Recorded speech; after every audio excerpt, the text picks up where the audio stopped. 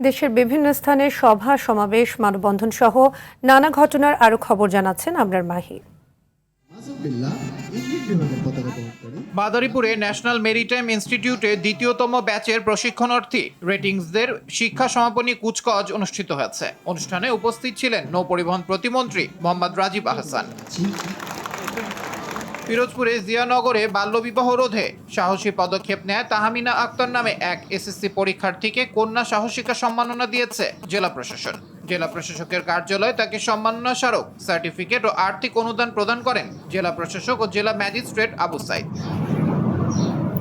নারায়ণগঞ্জে সোনারগাঁওর কাঁচপুর ওমর আলী উচ্চ বিদ্যালয় কেন্দ্র সহ একাধিক পরীক্ষা কেন্দ্র পরিদর্শন করেছেন নারায়ণগঞ্জ জেলার জেলা প্রশাসক মোহাম্মদ রায়হান কবির।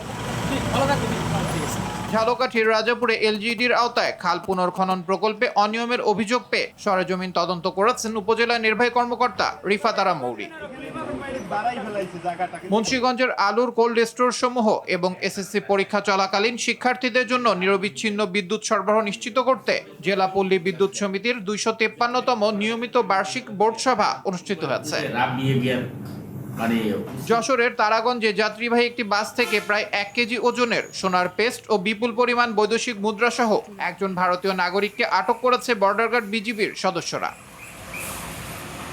গাজীপুরের টঙ্গীতে অভিযান চালিয়ে জসিম ও শরীফুল আলম আরিফ নামে দুজনকে গ্রেফতার করেছে পুলিশ। এ সময় তাদের কাছ থেকে একটি বিদেশি পিস্তল ও একটি ম্যাগাজিন উদ্ধার করা হয়।